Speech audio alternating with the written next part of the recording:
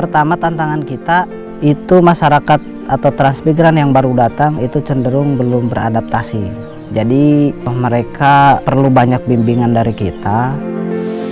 Sebaik-baiknya orang itu adalah orang yang bermanfaat bagi yang lain gitu. Karena terasa betul kalau kita di lokasi yang baru seperti ini, banyak masyarakat yang membutuhkan kita. Kalau kita bisa bantu mereka, itu kita merasa terharu gitu.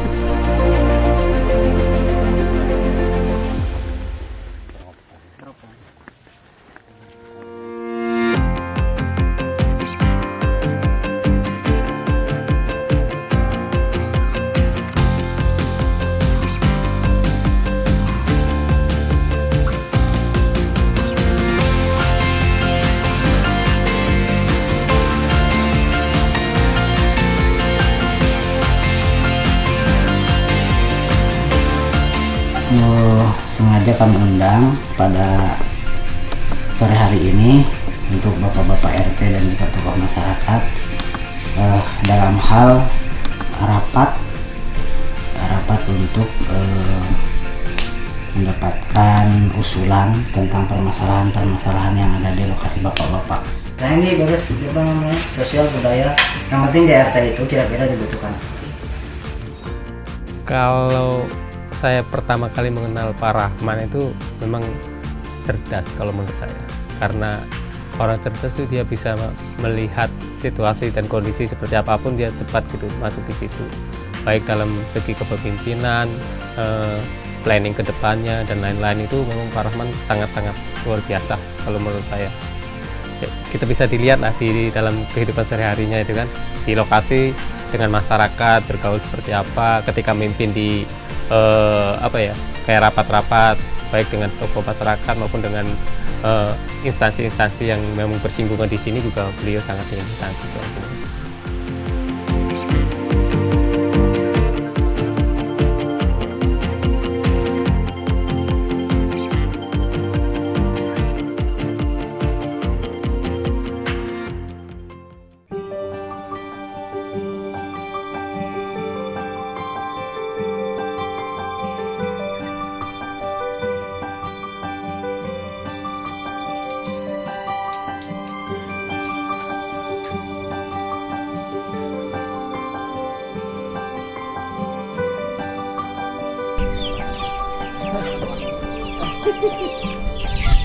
Saya lahir di Cianjur dan sebetulnya keluarga itu keberatan saya terlalu jauh lah dari rumah. Cuma yang menjadi motivasi saya, kebetulan saya nih dari kecil merantau, bukan merantau ya, sekolahnya itu di Bandung, di Indramayu, di Jogja, jadi jauh dari rumah. Di samping itu juga saya menyenangi yang motivasi diri. Jadi dari SMP SMA tuh saya sering kali membaca buku-buku yang tentang pengembangan diri, tentang motivasi diri, sehingga terbawa sampai sekarang. Begitu kerja, kemudian kita bertemu dengan masyarakat, nah jadi timbullah niat kita nih ingin menyampaikan sesuatu kepada yang membutuhkan gitu. Sebetulnya saya kalau mau di Bandung juga bisa cari kerja di sana, justru kakak saya menyarankan saya kerja di Bandung yang dekat aja gitu. Cuma di sana itu saya hanya usaha itu untuk diri sendiri gitu, lain dengan di sini. Kalau di sini kita merasa dibutuhkan gitu.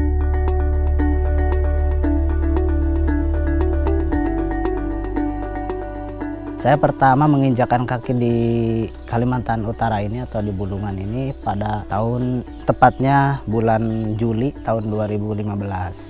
Itu pertama kali saya menjadi pendamping intensifikasi lahan, komposisasi dan pengendalian hama terpadu dari Kementerian Transmigrasi. Itu saya sebagai pendamping dari 2015, kemudian 2016 awal itu saya menjadi KUPT di sini sampai sekarang. Kalau di UPT SP6 ini jumlah keseluruhan 300 kakak. Ada dibagi dua penempatan. Yang pertama penempatan 2014 sebanyak 100 kakak. 100 kakak itu 76-nya dari lokal ya.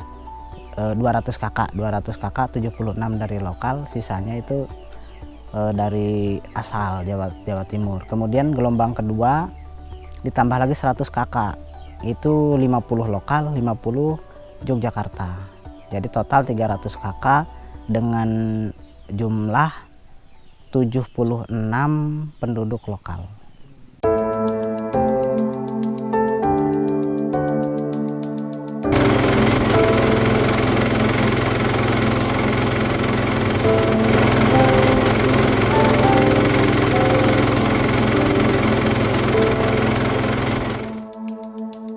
Ya, tugas seorang KUPT atau Kepala Unit Pemukiman Transmigrasi itu yang pertama adalah mempersiapkan kedatangan daripada transmigran.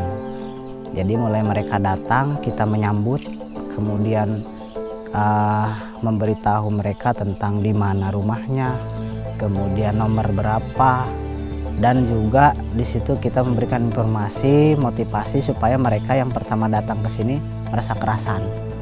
Itu yang pertama. Kemudian yang kedua, ketika mereka sudah menempati rumahnya, sudah siap di rumahnya, kita mulai di bulan pertama kita membagikan catu pangan atau jatah hidup mereka.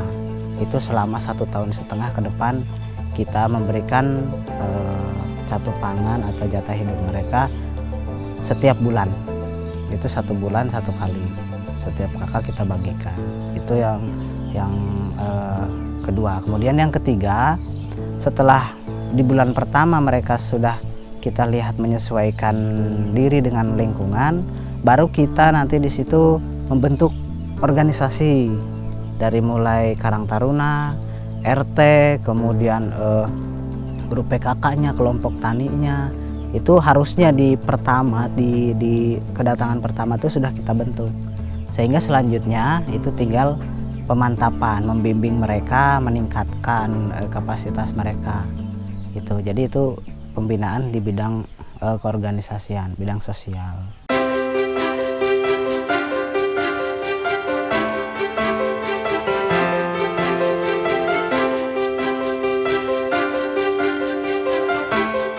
Dari 5 tahun dari saya datang sampai 5 tahun terakhir ini banyak perubahan, seperti pembangunan, terus kegiatan-kegiatan sudah banyak yang berjalan, banyak perubahan, pembangunan, semenisasi, jembatan-jembatan sekarang sudah lebih baik.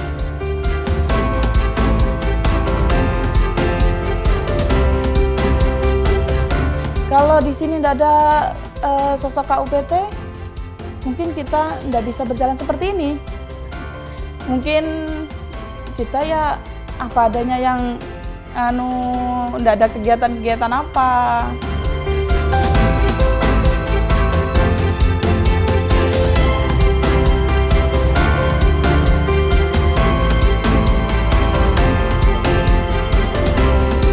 Pembinaan itu ada di bidang sosial dan budaya.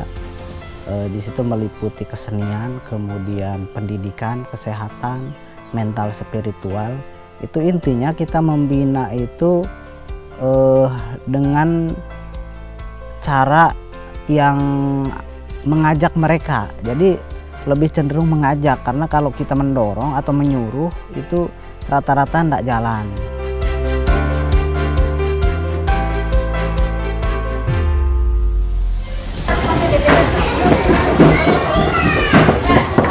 Assalamualaikum.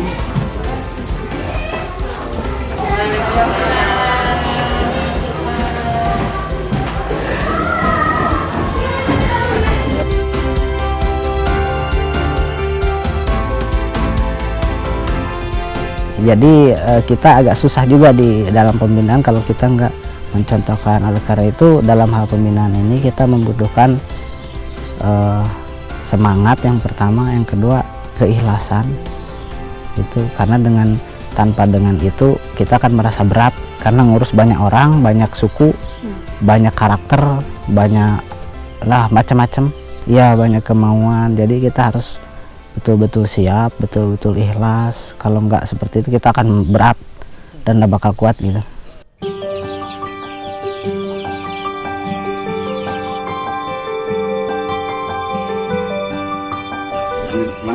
Ini cuman tebakan aja Pak. Iya. Saya nggak tahu persis ini lokasi yang di sini. Kurang lebih Iya. Ini punya Pak Muhadi. di belakang itu foto-foto, terus lampiran ini permohonannya. Di lokasi ini menjadi KUPT ini nggak mengenal jam kerja, karena warga itu kapanpun datang kita harus melayani gitu. Walaupun ditetapkan kita jam kerja jam 8 sampai jam 4 misalnya, tetap nanti warga ada yang datang setelah Isya, ada yang datang misalnya jam 12 malam kalau ada yang sakit, kalau ada yang melahirkan jam 1 malam, jam 2 malam, kita harus siap itu. Jadi nggak ada istilah kita menolak, oh mohon maaf ini di luar jam kerja, nggak ada.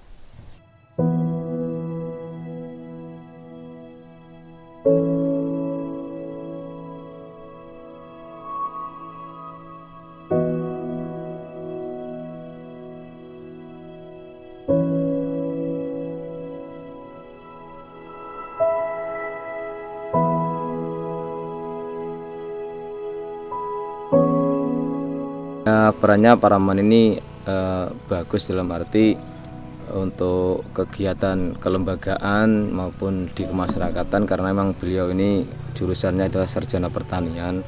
Jadi memang beliau untuk ilmu pertanian ini sebetulnya memang menguasai secara teori, karena memang sekolahnya itu di kuliahnya di pertanian.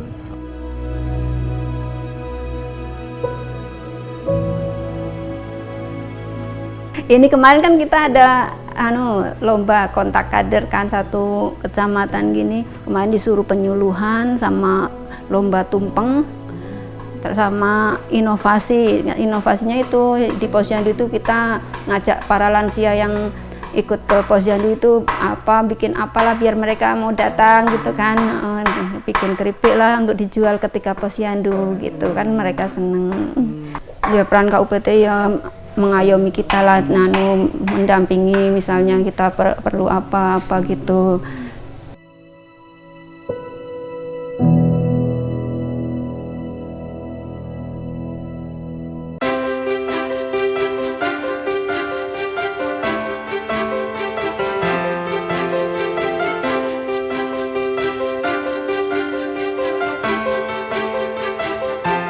Peserta transmigran dan juga pembina kawasan transmigrasi Teladan ini berasal dari 17 provinsi. Menteri Desa Pembangunan Daerah Tertinggal dan juga Transmigrasi Eko Putro Sanjoyo mengatakan, para transmigran telah memberikan kontribusi besar dalam pengembangan daerah-daerah di Indonesia. Menurut Eko, pemberian penghargaan merupakan bentuk apresiasi sekaligus pengakuan atas keteladanan para transmigran dan juga pembina pemukiman transmigrasi teladan tingkat nasional tahun 2019. Jadi salah satunya adalah dalam kurun waktu tertentu bagaimana mereka bisa mengelola atau melakukan inovasi di daerahnya. Sementara itu juara satu pembina pemukiman transmigrasi diraih oleh Rahman Budiawan dari satu pemukiman Tanjung Buka SP6 Kabupaten Bulungan, Provinsi Kalimantan Utara. Pertama menyambut kedatangan transmigrasi, kemudian setelah itu merencanakan program kerja bersama dengan Dinas Transmigrasi Kabupaten. Setelah itu melaksanakan pembinaan kepada masyarakat dan juga berkoordinasi dengan lintas sektor. Para transmigran dan juga pembina pemukiman teladan ini akan menjalani beberapa agenda kenegaraan selama di DKI Jakarta. Sebetulnya kalau merasa percaya diri akan sebagai juara, saya terus terang tidak menyangka. Karena dari 17 peserta pembina itu, yang rata-rata itu 15 dari 17 itu mereka pegawai negeri semua. Sementara saya bersama dengan ada salah satu KUPT dari Sumatera Selatan, itu kita statusnya non pegawai. Itu. Jadi kami merasa kayaknya kami tidak bakal juara gitu. Cuma kami percaya diri itu karena kami berada di lokasi. Apapun permasalahan di lokasi kami bisa menjawab gitu. Karena itu yang sehari-hari saya hadapi.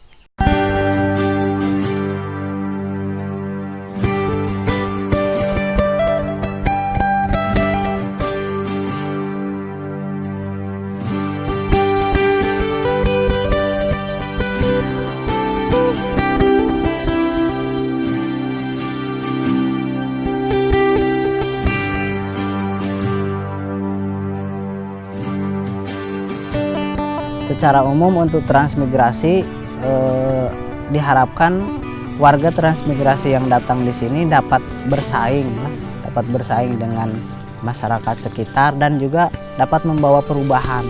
Jadi jangan sampai kita membawa nama jelek lah dari daerah asal. Jadi harus kita bawa nama baik ke sini. Kemudian kalau bisa di sini menjadi penggerak perubahan di lingkungan, sehingga transmigran ini menjadi motivator, bisa menjadi contoh bagi warga sekitar dalam hal berkehidupan di masyarakat.